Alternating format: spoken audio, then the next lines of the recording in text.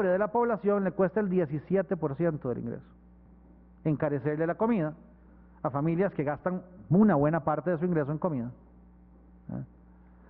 Al costo de la canasta básica alimentaria le cuesta el 19.1%. Y hacemos a veces algunas babosadas que francamente cuesta defenderlas, ¿verdad? En este momento tenemos un enredo grande de arroz. Costa Rica consume mucho arroz. Comemos casi lo mismo que los japoneses, ¿verdad? 56 kilos por habitante por año. Le andamos a los japoneses, ¿verdad? No le andamos muy lejos a los chinos, ¿verdad?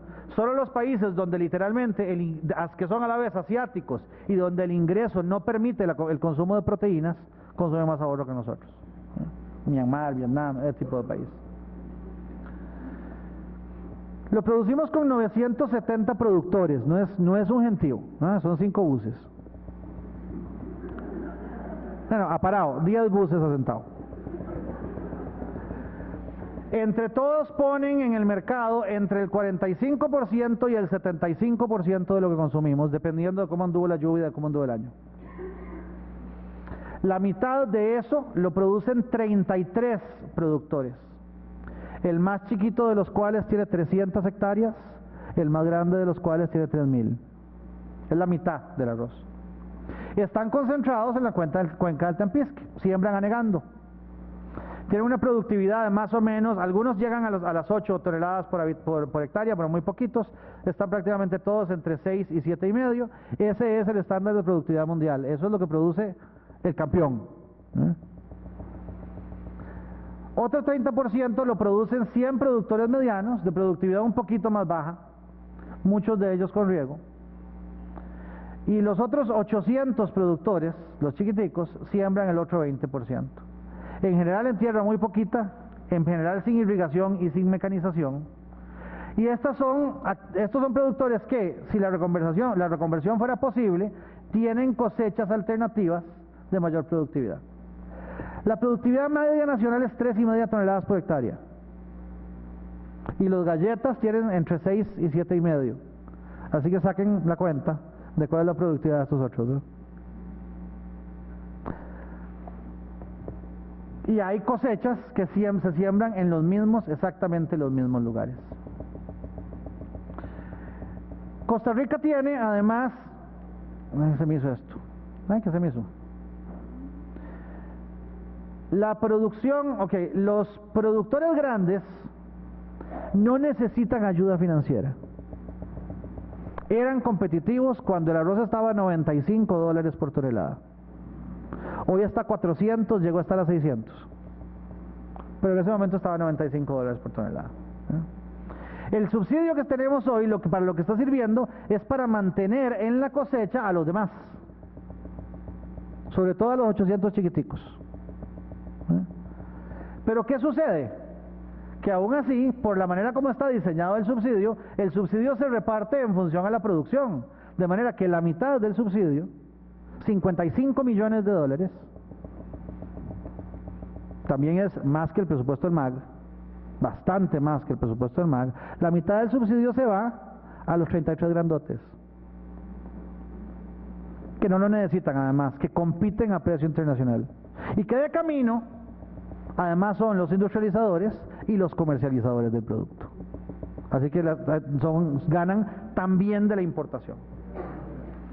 El subsidio, tristemente, el idiota que lo inventó fui yo. Yo tuve una negociación grande con los arroceros en algún momento, y lo primero que pusimos sobre la mesa fue, hagamos una cosa, para empezar transitoria, porque el precio está a 95, pero nunca había estado a 95, en el cual se le condona a la industria el arancel cuando importa, y se redirige ese arancel al productor con 2 condiciones: que no esté ligado a la producción, en otras palabras, que el productor pequeño que quiera reconvertirse pueda usar el subsidio para reconvertirse, no para seguir sembrando arroz. Y 2, nos lo gastamos todo en los chiquiticos. La capacidad de asustarlos que tenían los grandes era más grande de lo que yo creía, la verdad. Y fueron los chiquiticos los que llegaron un día con la idea de, ¿por qué no nos lo gastamos? Pobrecillos los grandes.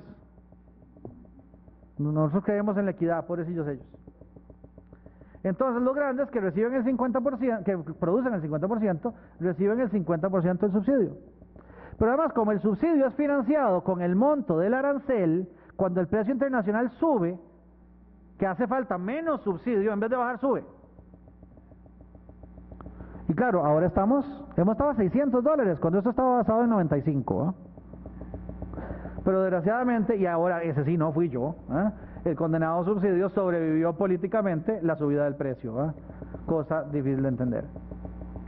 Esto además tiene varios problemas. Uno, no estamos gastándonos $55 millones en subsidiar una cosecha cuando tenemos un Estado rico financiando otras cosechas, sino cuando a la vez desmantelamos el aparato estatal agrícola que podríamos financiar con esos $50 millones, entre otras cosas.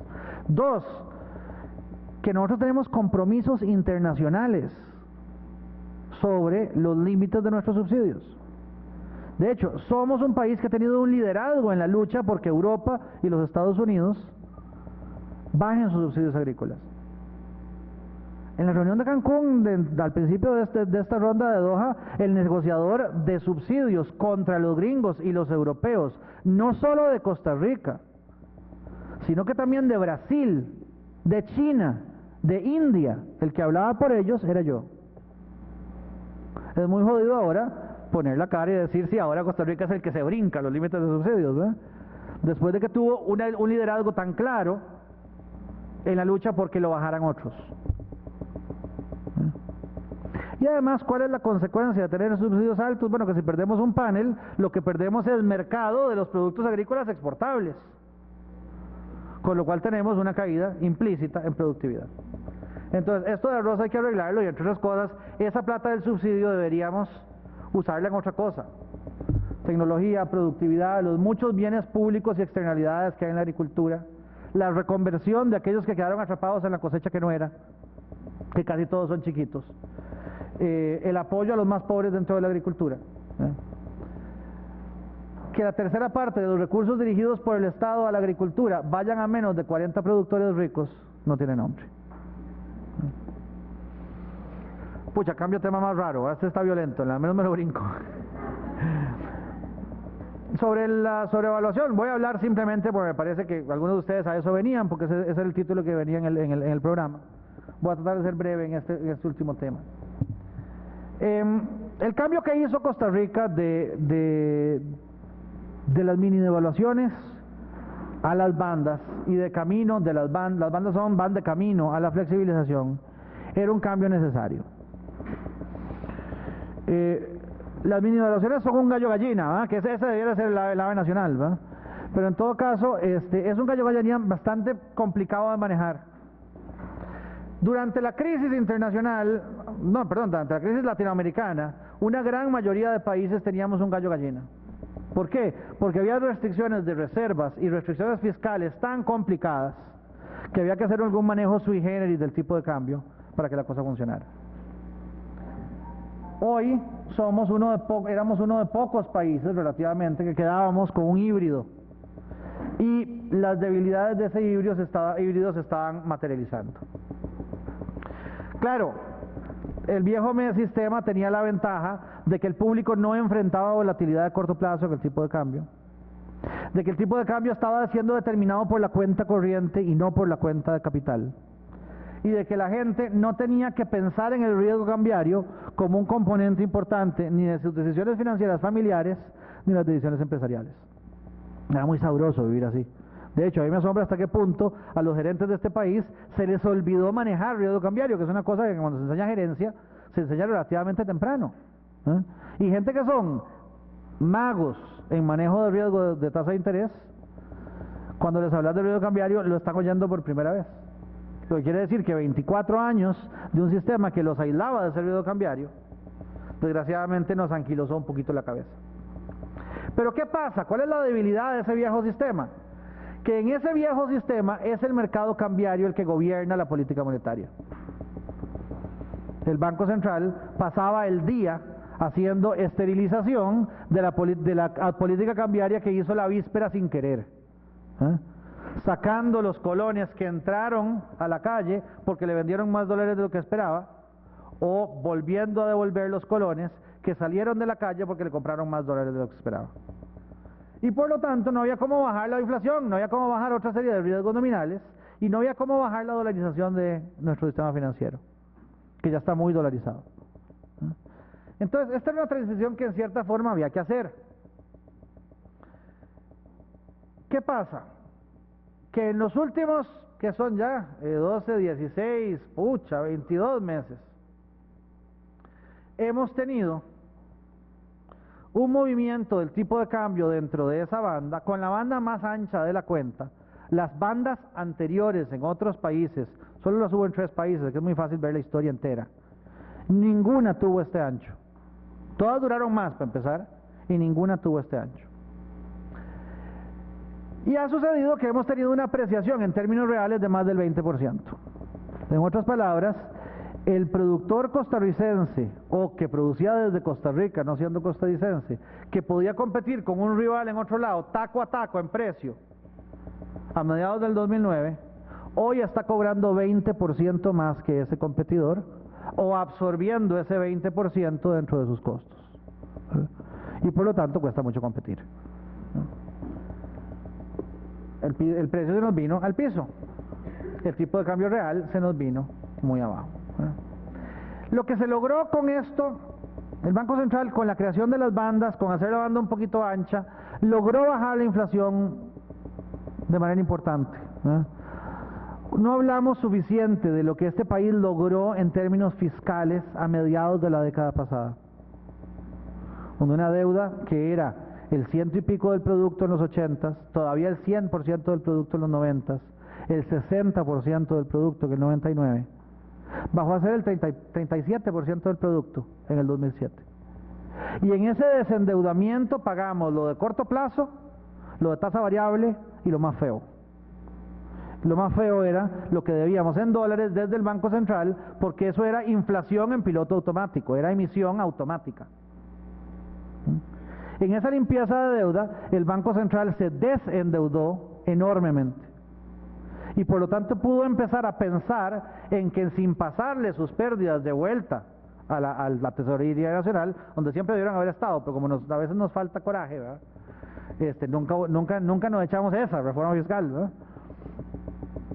El Banco Central pudo por primera vez en 25 años ponerse como meta inflación de un dígito y lo logró. Y yo no discuto que lo logramos muchísimo más rápido que si hubiéramos hecho exactamente lo mismo con mini devaluaciones. Porque hubo un decoupling, un desasocio entre la política cambiaria y la política monetaria que permitieron eso. Pero nos fuimos al otro extremo, y en el otro extremo hicimos que el Banco Central, afuera de defender la banda, no tenga un papel en el mercado cambiario. Yo necesito todavía que me expliquen qué quieren decir con flotación administrada. Me parece que la palabra administrada es para que no nos dé un soponcio a algunos, ¿verdad?